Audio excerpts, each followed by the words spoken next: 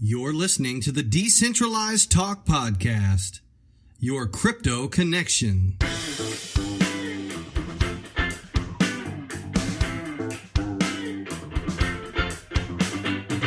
Decentralized Talk. Decentralized Talk.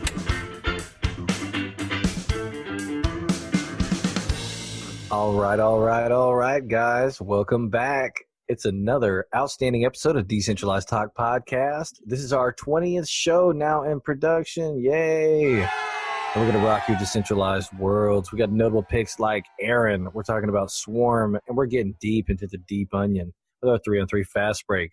We're going to do a deep dive coin review, even deeper than the deep onion, into Verge and what's been happening with Verge lately. We're making a change to our cryptocurrency, crypto fantasy contest. We're going to move it to a monthly challenge. So for those of you chomping at the bit to get in on this challenge and prove you're the best crypto investor and have it proved on paper, now you'll have an opportunity to do it once a month. And we're going to have more information about that coming over the course of the next month. So stay tuned for that. Decent, as always, this is not investing advice. This is just our opinions. Please do your own research when investing in cryptocurrencies. We're going to start things off a little bit different today. We're going to do something called the Crypto Freestyle. Crypto Freestyle is a little segment where I'm basically, Heston's going to make some beats with his mouth. And I'm just going to, and I'm going to try to rap. My name is Freestyle, and I'm here to say, I like Fruity Pebbles in a major way. That's back from the old Flintstones commercial. I don't know if y'all know that, back in the Gap. But we yeah, were so born in the 70s. who was 70s people? 70s people. That is correct. So crypto for me to have been born in the 70s, that means I would have been born in the time when Ashton Kutcher was like 19. What? Oh, that show wasn't live? I'm tripping. All right. Actually, Peter's not even the oldest one. I'm not. Yeah. Right? Yeah. I wasn't even born in the 70s, but I still don't know what you're talking about in the Fruity Pebbles reference. It was on a lot of Saturday morning cartoons, my friend. It was like Fred and Barney, and they had like gold chains. And looking back, it was pretty fucked up. But yeah, there was like they were like rapping, and it was like, my name is Fred, and I'm here to say I like Fruity Pebbles in a major way. And then Barney was like, had some like bones that were like DJ scratched, like wicka wicka wicka wick, wicka woo. You don't remember that shit? Not at all. Although I can honestly say I don't remember any commercials from my childhood. I don't ever remember watching like racist-ass Flintstone commercials. No, just racist-ass cartoons like Stevie Gonzalez. Like all Looney Tune cartoons, yeah. Or like, what about the rapist Pepe Le Pew? Oh, yeah. That bastard. Or even Disney movies like Jungle Book. Like all the monkeys in the Jungle Book are voiced by black people. And they sing like super jazz songs. And that not only that, but look at in the Jungle Book, you got those 3 black crows. They're like Dumbo. That's Dumbo. I thought they were in Jungle Book too, aren't they? No, you're thinking of Dumbo. Anyways, Disney's racist. That's the point. Yeah, definitely. So this is Crypto Freestyle, guys. Yeah. No, we haven't even gotten to. We haven't gotten to freestyle yet. We're still in the intro. So does that make Dragon Chain racist? No. Dragon Chain is definitely not racist. They've come out with a statement saying that they are not connected to Dragon.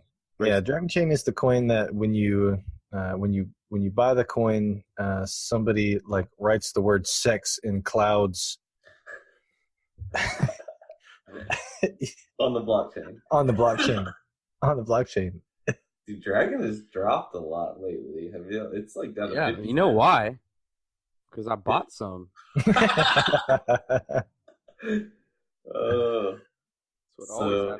if I'm gonna buy something, just let you know ahead of time so you can grab it, and I'll grab it like 2 weeks later. Exactly.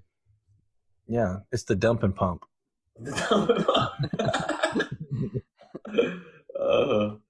That's pretty good.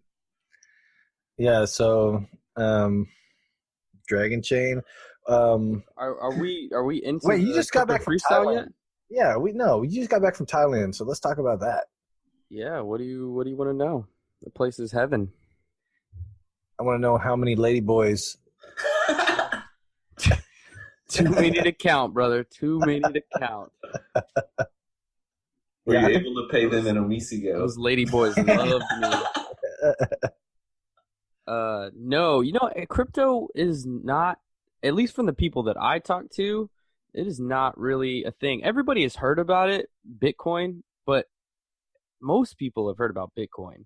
So I didn't run into anybody that didn't know what Bitcoin was, but I didn't run into a single person that had used cryptocurrency. So I don't think it's much different than America. I think the masses aren't really into it yet. And for our listeners that don't know, Heston just got back from a 2-week speaking tour on cryptocurrency in Thailand. Yeah.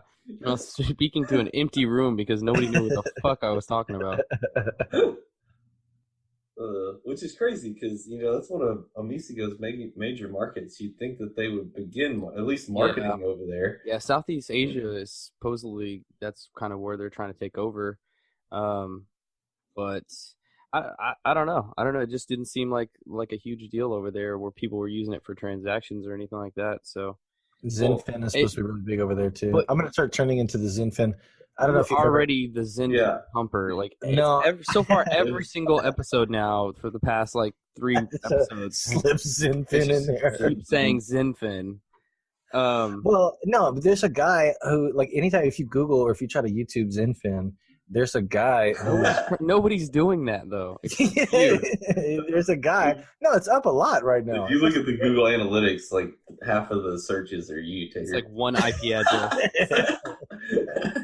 Well, that may be true. But the guy, he kills me with this, I don't know, with his updates, and he keeps assuming that he's the Zenfin unofficial spokesperson. I think that's you. Yeah, but there's just I know. I'm just talking about Zenfin. But this guy has a whole show on Zenfin. He has all this clickbait on YouTube about Zenfin. He's got to be I don't know, 50 years old, and not that I don't know. I guess that's not super old, but I mean, it's not much older than you. It's older than me. It's born in the 70s. He's kind of an old dude for crypto, is what he is. And I don't know. He just always he coyly says oh, I guess I guess lots of people are emailing me that I should be the unofficial spokesperson of Zenfin. I guess I'll wear that hat. And I'm like, shut the fuck up. Yeah, you are not. You get credit for it. No, I don't. I'm the damn spokesman. No, I don't want that moniker. I want that guy to keep that. Keep that on his YouTube channel. Zenfin. Zenfin. Oh my God. God bless you. Zenfin.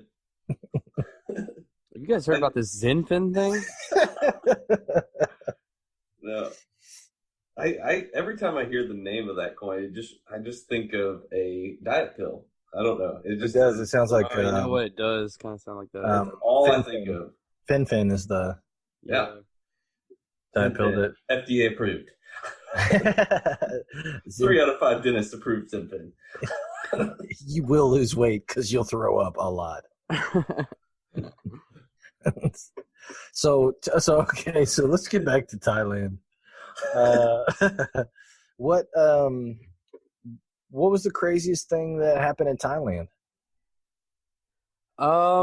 Let's see. When we were in, oh man, a lot of crazy things happened there. But let's see. We were in Chiang Mai one night, and met this band. These people that were in a band, and they were also one of them was a tattoo artist.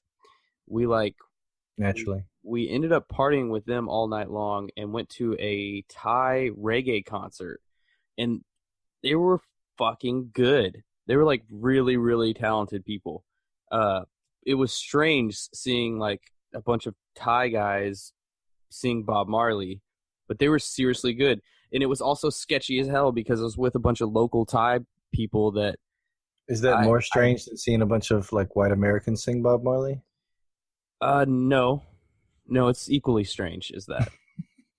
But I was with like a bunch of local Thai guys that I had met like 2 hours prior, walking down like dark alleys, and I was like, "This is it. This is where I die." This is where I lose a kidney. But the alley opened up. And there was like this big ass strip of bars and clubs and stuff, and it was really cool. Yeah, but that night was really crazy. I would say that was.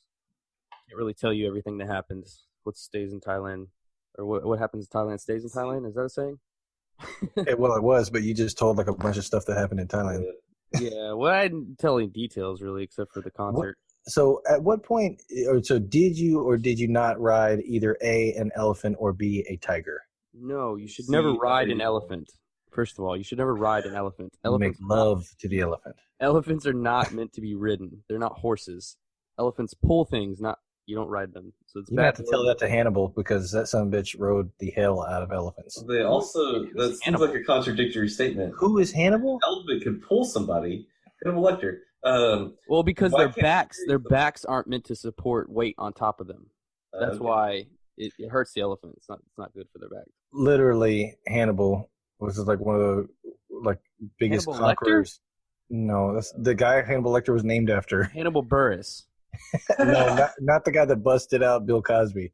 No, Hannibal. He was like one of the greatest conquerors in history. He put elephants on. He didn't have a lot of care for the well-being of the elephant. No, Yeah. he beat the shit out of them. Yeah, he beat the shit out of them. But he used them to scare all the horses from war elephants. You know, the back is. I did get to play with elephants one day, and it was really, really, really cool. We went to elephant sanctuary. You got to like feed the elephants and like bathe them, like give them a mud bath basically, and then swim with them. And yeah, it was really, really cool. But it would never fly in America just because of all the safety regulations, and you would probably have to sign a million pieces of paperwork. They're just like, okay, here's all the elephants. Just do whatever you want with them, guys.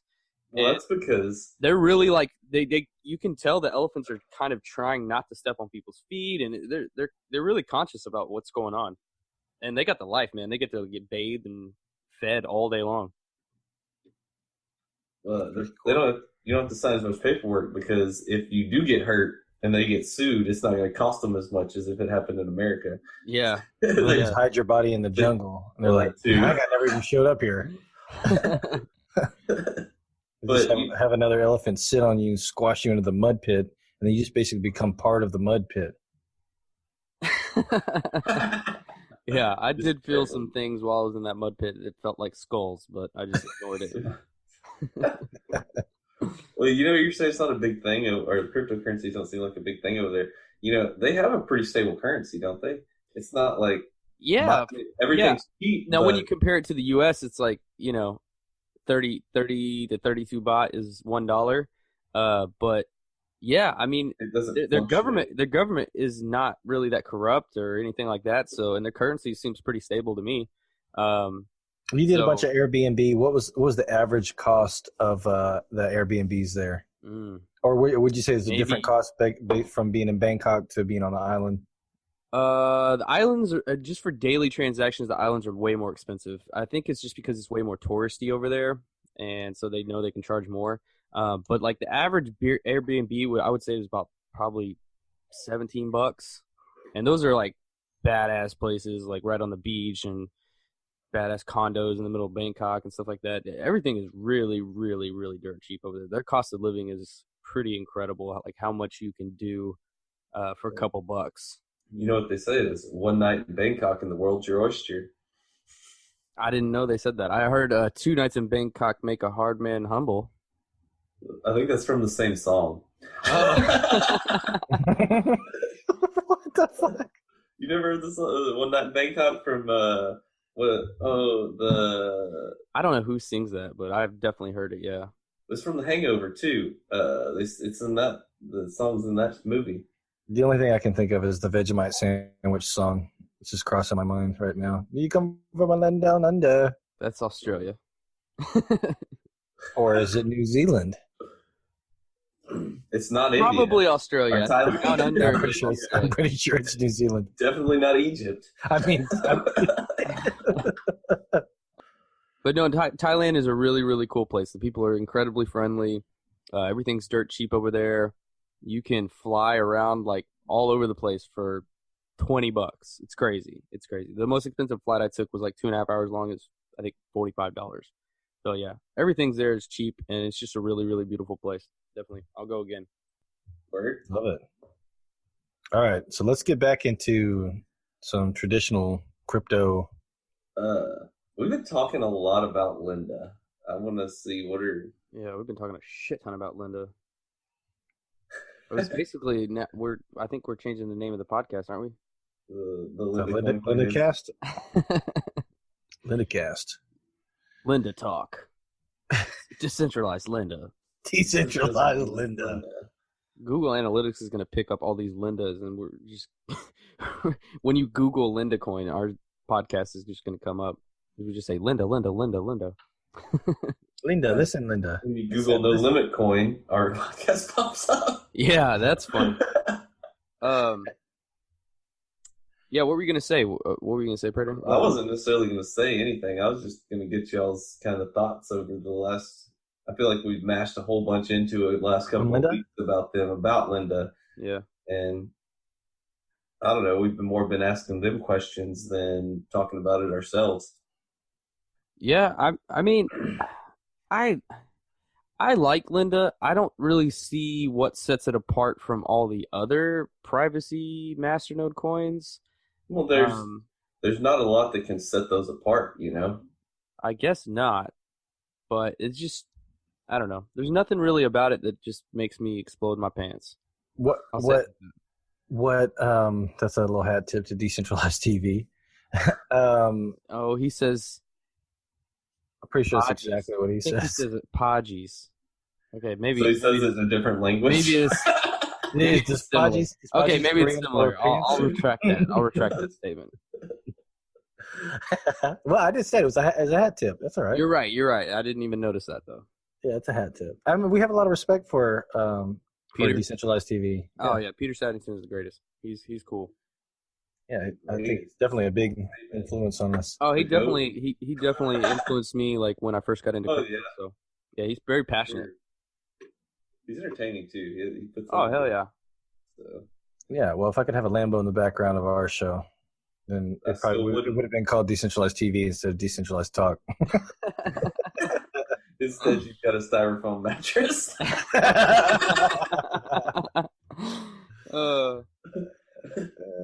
So while we're yeah, that is definitely true.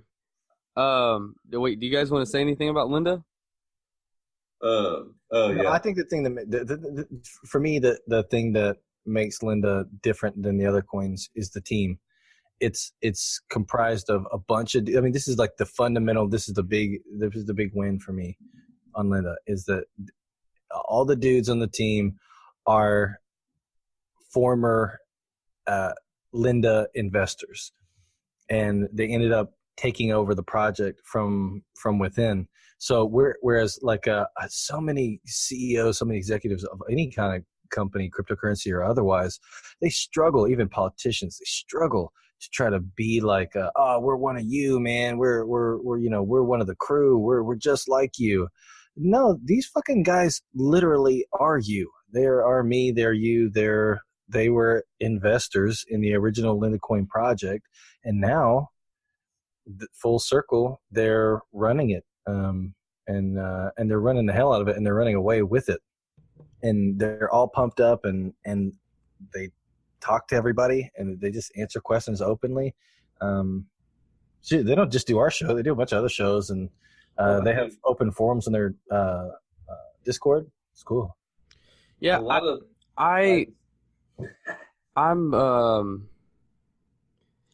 I'm skeptical of most cryptocurrencies, and I would say Linda's really not an exception with that.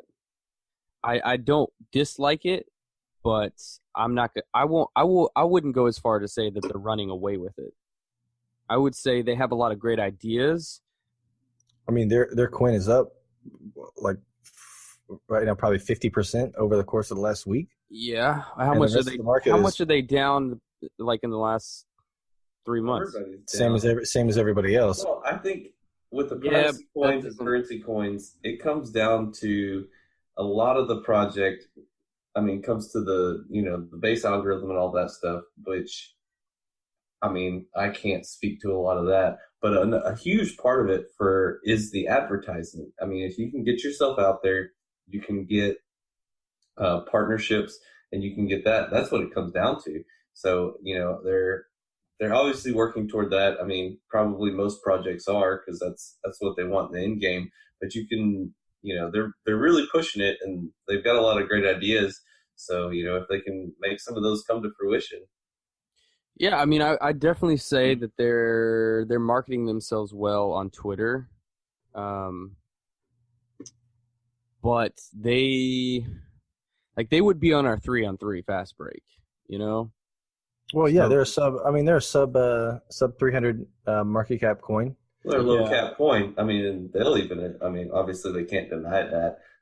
They can admit that, but there's other masternode coins that have been around less time than them. That aren't low market cap coins. So why is that? Well, that's kind of what we were talking about to begin with. Is that the original setup with a coin ended up being something that wasn't very palatable for the investors, and then they confronted the current leadership and basically took it over, and have started making these significant changes, putting out these brand new white paper they just put out. I mean, that was like the crux of the announcement on the show, right? I said they had and just for everybody out there, full disclosure, me and Prater are share owners in what's to be soon a masternode for Linda. So we are advocates for it. We come by it honestly, I guess what you should say. We are investors, but this is not investing advice. But this is not. Yeah, you should do your own investment advice. But we do. Heston doesn't, and I think that's good. It keeps us more fair and balanced, to steal another phrase. I mean, I do love the team behind Linda. I really like all those guys. They're really nice guys, and it does seem like they have some good ideas, and they are working. I mean, they're it's definitely not a scam, because those people are working their asses off to try to make a good product here. So I really like the team. I just don't. I'm just skeptical. I think that's good. You should always be skeptical of anything. I think. What I'm not skeptical of? That just broke the top 100 coins. Ken. Ken just broke the top 100. So you should basically be retiring. Oh yeah. I got about 5 trillion. Ken. What's it worth now that it broke the top 100? Oh, dude, you wouldn't even believe it. It's 0.0002. It is mooning right now. Price. Mooning. You have 5 trillion Ken. What is that, like $7? $50. I don't even think it's that much. No, I don't have 5 trillion. I don't even know how many I have. It's too many to count, honestly. But it's not worth but maybe a couple dollars. It was worth more when I bought it, but of course, like I was saying earlier, when I buy something, it goes down. That dump and pump. It's that dump and pump, baby. Yep. One article that I read today that I thought was pretty good. It was let's see, where did I find this? Oh, it was a Forbes article. It's called "What Gold's History Teaches Us About Bitcoin as a Store of Value." So there's all these people coming out. Lately, J.P. Morgan came out again saying that gold or that Bitcoin is a terrible store of value because of its volatility. It said, quote, "How can it be a store of value when the price moves 20% in a month?"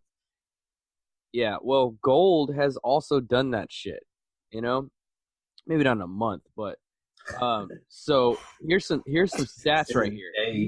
Here's some stats. In 1974, gold rose 73%. And then it dropped 24% the next year. 1981, it dropped 33%. And then the next year, it was up 121%. So that's super volatile too. And that was right after in what was it, 71 when Nixon took it off the gold standard, which was You remember that, Tater? probably a mistake. Yeah. You were like yeah, 20, I was probably 33 then. Yeah. Yeah. I was probably in my Watching the mid-50s. Flintstones commercials. God damn it, Nixon. Watching them. Hell, I was directing those. But so I mean, All right, Barney. Now do it more culturally insensitive. I don't know. The way I see it is like Bitcoin is a store of value. It's just in its early stages of being a store of value, you know? And so it's like the baby stages, you're going to see like a lot of volatility until it like levels out. And so the volatility will like slow over time, you know? Yeah, I would love to see JP Morgan give me an example of a hypothetical digital currency that he creates in the modern era that jumps on the scene out of nowhere and just has this beautiful, just tender rise to the top. Hell to the no. It's not going to be like that. It's going to be volatile as hell. It's going to come with its fair share of slings and arrows, and he is contributing to that. Oh yeah, he's contributing so he can buy more of this shit. Okay, so I just had a thought. So Bitcoin, is pretty volatile. It has a low not circulating supply, total supply. Yeah. If there's more coins, say like a Ripple, where they have, almost a million times that. I don't know. I'm not going to do the math there, but they have basically 40 billion, or maybe even more than that.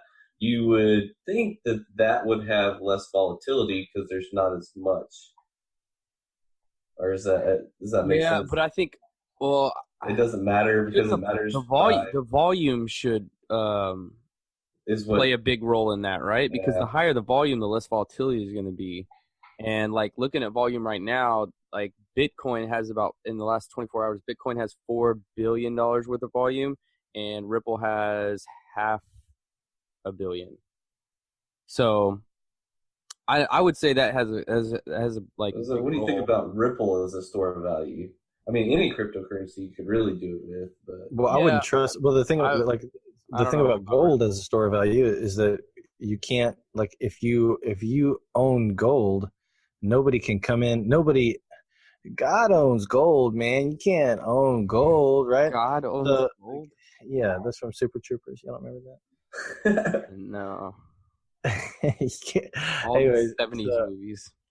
Super Troopers is a 70s I'm just kidding. I'm kidding. Oh my God. I know what Super Troopers is. Police Academy. Yeah. So my point is, like, because gold as a commodity, just the title gold, covering all bits of gold in the earth and in the universe, nobody owns that, right? It's not a company. It can't be. No one can come in and like individually just change some code up and fuck the price of gold. Mm-hmm. But with something like Ripple, easily somebody could make that. I would say I wouldn't say Ripple is a good store of value, but I would say Bitcoin is. Bitcoin. I just think Bitcoin is going to be the standard for a long time. I think it's going to be not really used like Satoshi. But then what are the attributes then to you guys? So what are the attributes of Bitcoin that make it, that you see it as being the equivalent of gold? I mean, I know these are kind of basic cryptocurrency things, but I think it's important to kind of get back to that from time to time. Everybody gets too maybe involved in the alts. So what do you guys think? I'll start with Prater. Tell me why Bitcoin is going to be the ultimate store of value, or do you agree with that, or don't? I don't know if it's ultimate store of value. I mean, I think it'll be a good store of value. I would use it as a store of values personally, just because, sure, it swings a lot, but it also, I mean, over the course of time, it grows. So, has proven so far to be a good investment over the long term. that's something you want to look at in a store of value. You don't want to use it for everyday transactions because of the speed and cost and just inefficiency of it right now. So the best use case for it currently for me is a store of value, and just kind of reap the rewards on the returns if you believe it's still going to go up in the future. Yeah. When you trade, do you trade in USD or do you trade and you look at Satoshis? Depends. If I'm trading against the dollar, I look at dollar. If I'm trading coin to coin, I look at Satoshis. All right, Heston, what do you what makes you see, like earlier you said that Bitcoin is an enormous store of value. Mm-hmm. I mean, what are the specific attributes of it that I'm trying to get to a point. Okay, you can ask the question. Well, no, I think that question was dragging on. Are you trying to ask me why I think it's a good store of value? Yeah. Okay. Let's see. Really, I think it's basically for the same reasons that gold is a good store of value. First of all, there's scarcity, so there's only going to be how many? 19 million out there. There's only going to be, just like there's only so much gold under the ground, like that you can mine. You can only mine so much Bitcoin. Also, it's just like gold. It's not going to be. I could be wrong here once the Lightning Network comes out and all that, but or once it gets used more. I don't think it's going to be used for daily transactions, just like gold isn't used for daily transactions. You don't go buy your gold for daily transactions. Yeah, well, I buy gold coins off at Starbucks all the time. I was just about to say that. But you don't buy things on a daily basis with gold, and I don't really think that's going to happen with Bitcoin either. But yeah, history has shown us that it kind of keeps on going up. So that's a good trend right there. And I think like if you look at the market cap of gold, it's like what 7 trillion, 7.5 trillion, and then Bitcoin, which is like 131 billion. If it just got to a tenth of what gold was at, it'd be sitting some, I don't know, 40,000, something like that. So I mean, I think for the same reasons that gold is a good store of value, Bitcoin is a good store of value because it has intrinsic value.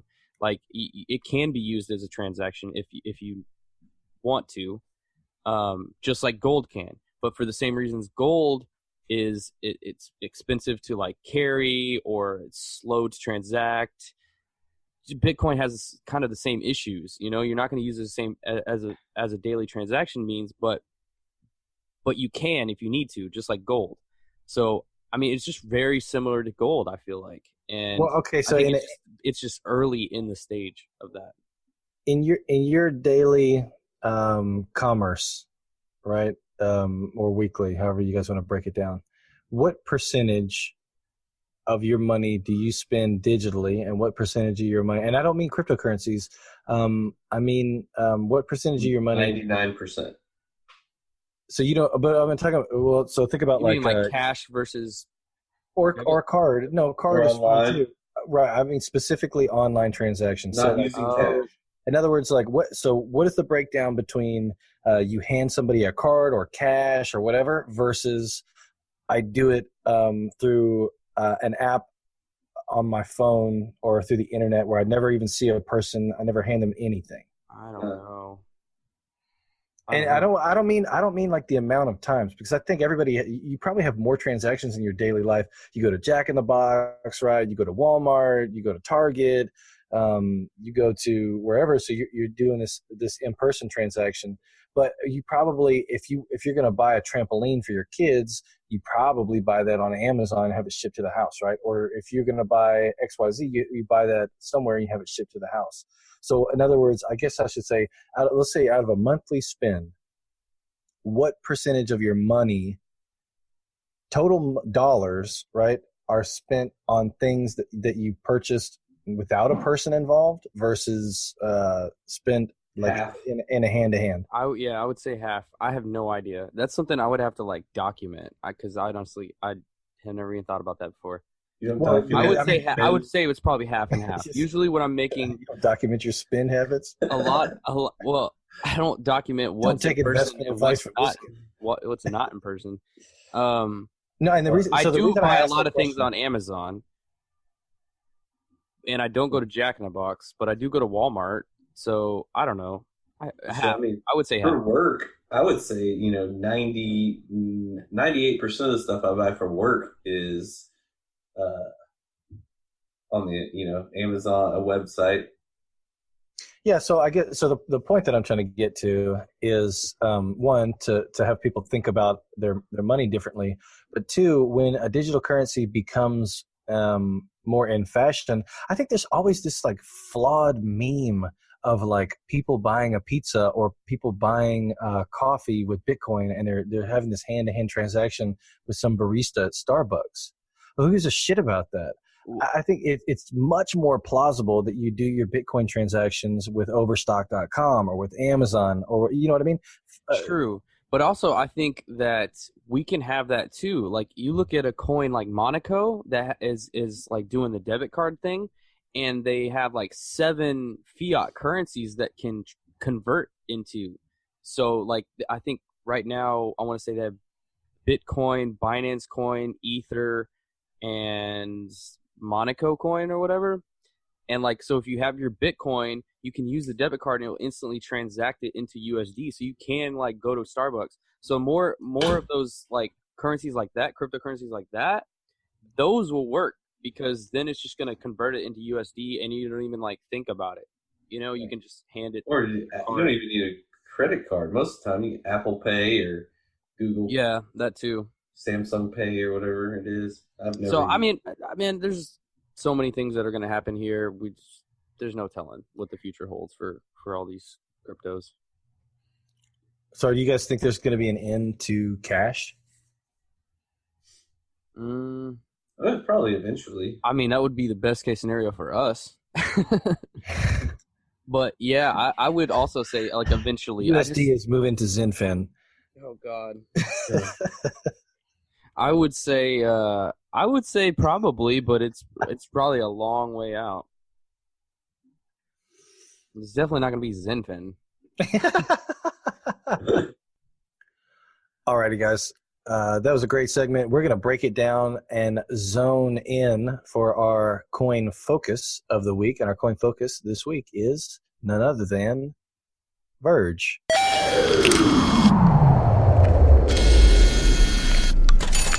So, Prater, tell me just broadly, what is Verge? Verge is basically just a privacy coin. I mean, in the simplest terms. And for those of us, or for those who are joining the podcast now or getting into crypto now, what's a privacy coin? Real quick breakdown. 2 sentences on what is a privacy coin. Well, I mean, it's just a cryptocurrency that allows you to transact privately, anonymously, anonymity, so that either the person you're transacting with and yourself are kept anonymous from each other and other people. All right, and so Verge. So we're focusing on Verge today. Why is Verge in the news right now? What's going on with Verge? Well, they have had a bunch of good news and bad news recently. They've picked up a bunch of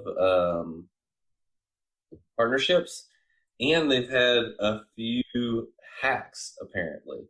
So they've had the gambit of good and bad news.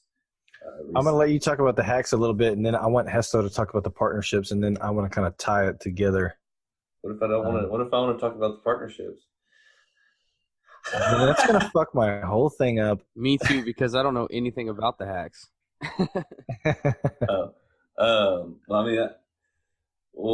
This is what I know about the hacks. I know that they're 51% attacks, yeah. but there's how many have there been? Apparently, there's been 3 51% attacks on the network recently. I know the first one they denied and said it wasn't, and then it came out that it really was. And I don't know. The third one just came out recently, and apparently they're denying that it was even an attack. But it was.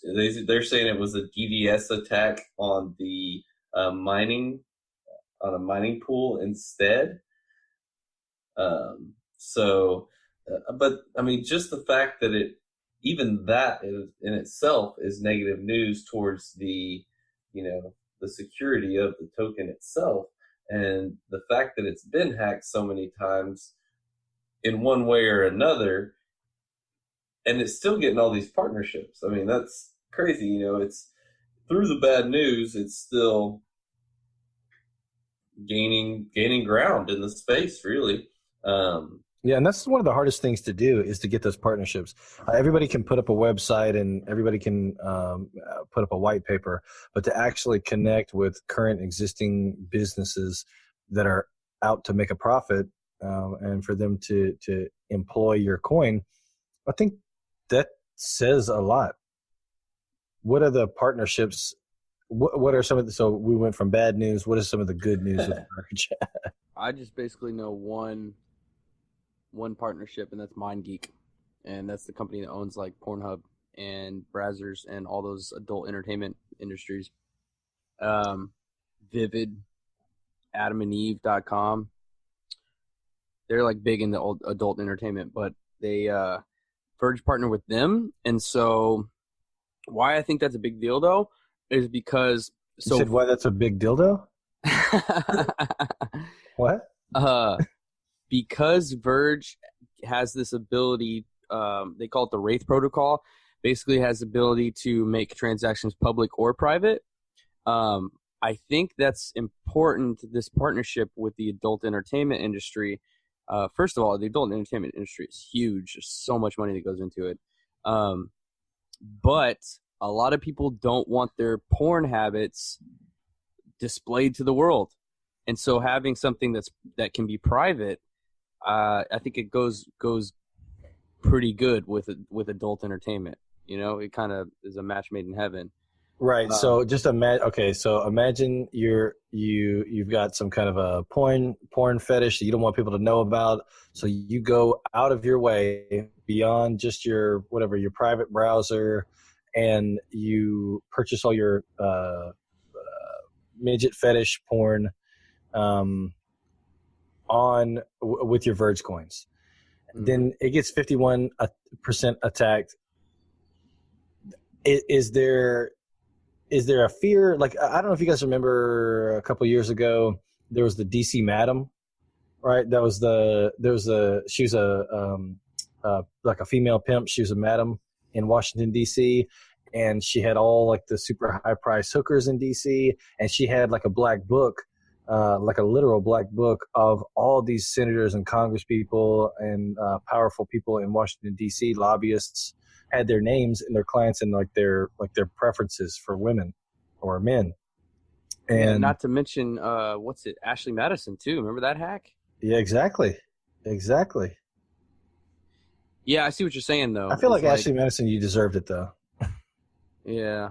If you got hacked on and the madam you didn't. Yeah. Well, at least I'm saying with the madam, like, well, you're not cheating. It's not specifically exactly. Targeted towards cheating. Yes.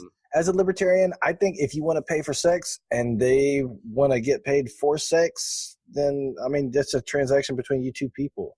That's fine. But not if you have a wife. But if you're engaged in look, if you have a wife and your wife says it's okay, then that is whatever. But if you have to go on Ashley Madison, how many of the people that were paying for sex were not married though? Oh, probably. Yeah. Oh, yeah. I'm sure many of them are married. I mean, yeah. And how many DC marriages are like power marriages, like sham marriages? Beards. They're all beards. So I mean I don't know, but this is the type of thing. You're saying if they get hacked, what is the? But I don't see the hacks. They're probably not looking for information on the blockchain, and I wouldn't that information. If they're paying for it, that's Could you imagine that information would be so much more valuable than a Verge token? If you could blackmail somebody who, you know what I mean? If you went, their if you went through partnerships the aren't effort, all you porn, don't want though. somebody to know about this weird. Interesting how your mind works. Yeah. Well, I'm just saying, if you look, if somebody's going to the effort to use Verge to hide I get it. the weird porn that they're looking at, then they don't want people to know about that, and that's like a perfect target for a blackmail. I mean, And by that I don't mean blackmail porn. I mean their partnerships aren't all porn based. That just happens to be like some of the biggest ones. But they have like, oh my god, those are the ones with the most girth. You got any more? They have a partnership with Token Pay. I saw that, which is basically like Monaco, from what I understand. Oh yeah. Yeah, they got a lot of partnerships. A lot. Whiskermen.com. And That also sounds like porn. I don't think that's porn. That's beards again. No, that is actually grooming products. Okay, that's not porn. I had to actually check that out. Yeah, it's not porn. Heston pulled that up from his history. Bookmarks. Yeah. What is it called? Beardmen? Whiskermen. Oh, Whiskermen. Yeah, it's like beard grooming products, like gels and stuff like that. I mean, I don't know much. I don't know why they would partner with Verge, but apparently, and since their Pornhub one I was reading, they picked up quite a few more partnerships along the way as well. Honestly, privacy coins don't really interest me that much. I just thought they've been in the news quite a bit. They've had a lot of good news and bad news, and been talked about quite a bit. You know, maybe we could run through it real quick. But yeah. I mean, in all, it's. I mean, like I said, privacy coins they are what they are. It's a privacy coin. There's no fun in it for me. See, they definitely interest me. I think there's always going to be a place for privacy coins. The problem is there's just so many of them. You know, It's like which one's better than the rest. It's a shot in the dark. Shot in the dark. And speaking of a shot in the dark, now it's time for our 300 level market cap 3-on-3 fast break.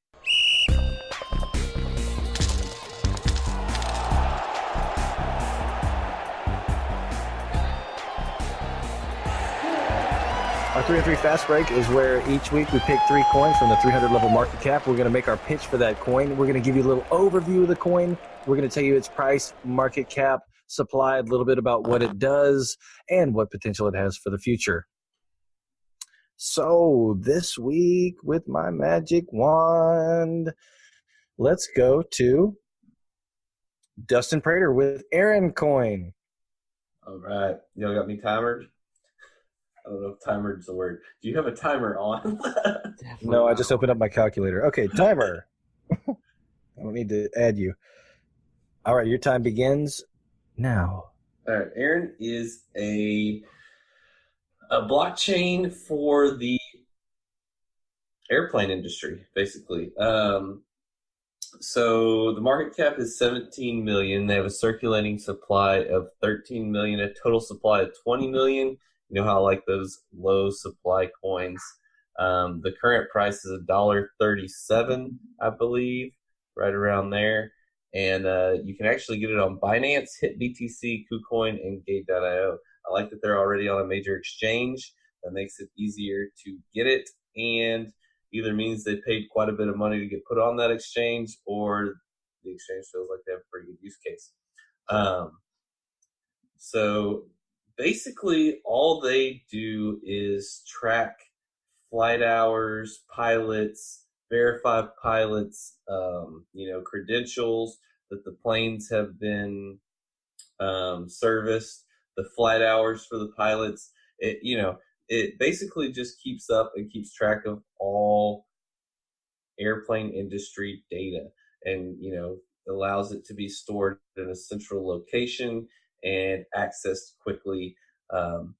So they have a consumer website which is already in production. They have a Google Play Store app and an Apple Store app. I like that you can actually buy their coin on the website with a credit card. You can go to their consumer website already, where you can access flight school data, and aviation services. You can actually buy flights on their website already. Now, right now, their website's not actually tied to their blockchain, but it will be eventually. Their website is actually Aeron, Aeron.aero. So if you want to check it out, that's where you can take a look at it.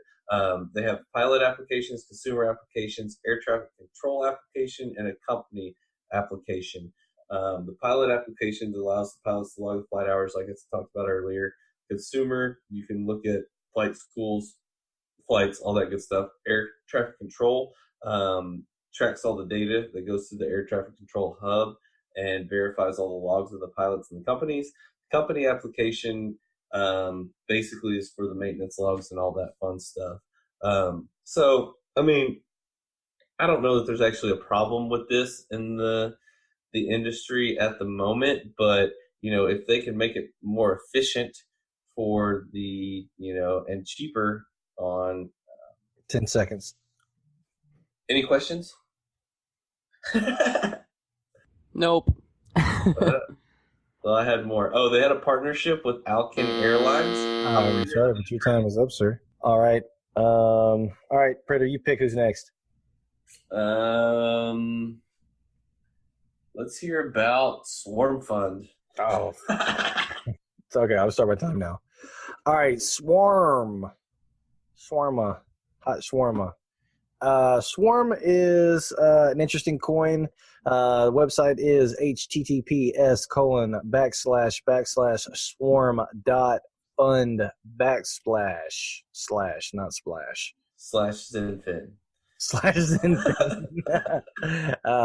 The coin is SWM on Coin Market Cap.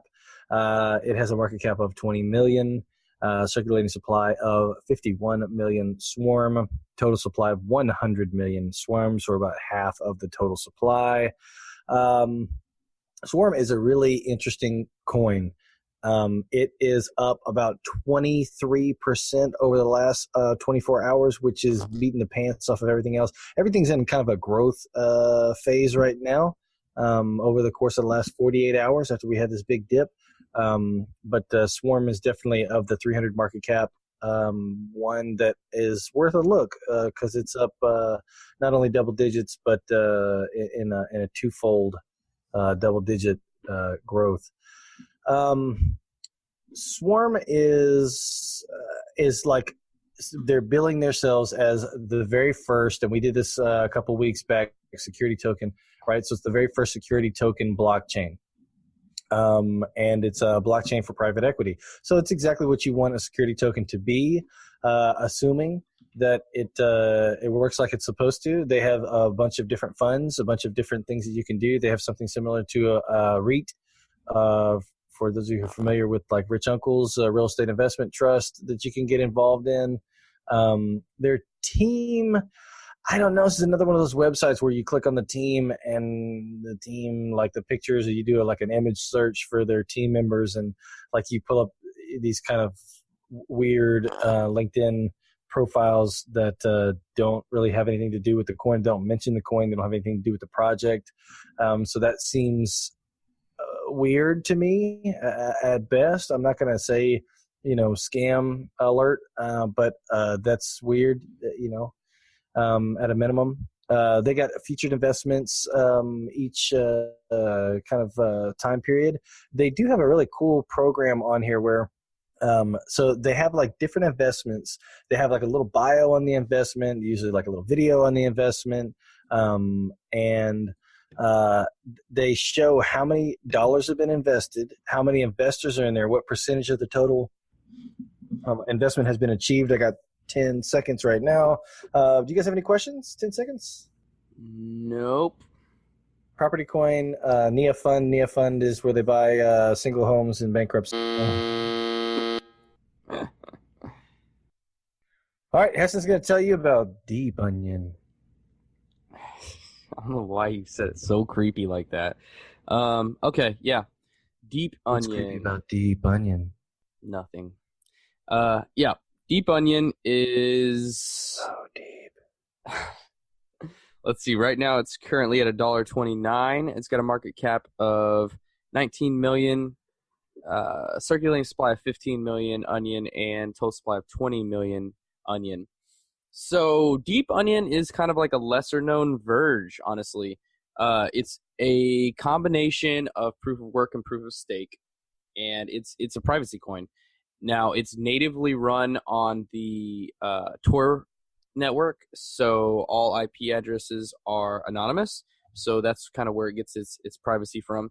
It also uses multi-signature, just like Verge, and its team is anonymous. So there's also like no, what's that analogy that you like to use, Brandon? There's no head to go after. That's disgusting, bro. So yeah, like I said, it's a proof of work and proof of stake. 90% of it is pre-mined, but they do airdrop the remaining 30%. 70% of that will be airdropped to the community throughout its stages. 20% will be used for bounties, rewards, and other promotion. About 10% is reserved for the development team. And like I said, they're anonymous too. So I don't see anything that's like super special about it, but it is another privacy coin, and they do atomic swaps, which is neat. Man, I don't know. It's just, for me, it's just one of the other gazillion privacy coins, and there's nothing that really stands out to me that's gonna just push it over the edge and make it so much better than, say, Verge or Navcoin or all the other ones. It's got fast transaction speeds. It's faster than Litecoin. Let's see, 8 onions per block. So it's got a block size of 1.5 megabytes. So basically, average block is 47 seconds. I mean, when you take Bitcoin of like 10 minutes, then anything's faster than that. But yeah, it's just a privacy coin. It's a cryptocurrency that's a privacy coin. So if you want to use that instead of Monero or Verge or all the other ones, then go ahead. But for me, unless you're just super in love with the Tor network, which Tor is a great technology, but all right, questions? Yes. Will Deep Onion make you cry? Yes. I was afraid of that. If you invest in it. Insert onion pun. Because it's down right now. How many layers does Deep Onion have? I'll tell you what, though. It was at $18 at one point. It's a lot for an onion. Yeah, because it's only at $1 right now. You might say it's a red onion. Perhaps. Perhaps not.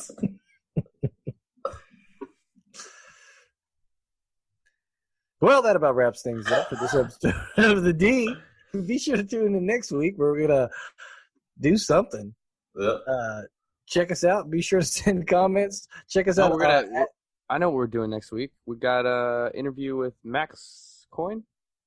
Yeah, I think we're trying to nail down an interview with Max Coin for next week's show. Yeah, maybe we shouldn't guarantee that yet.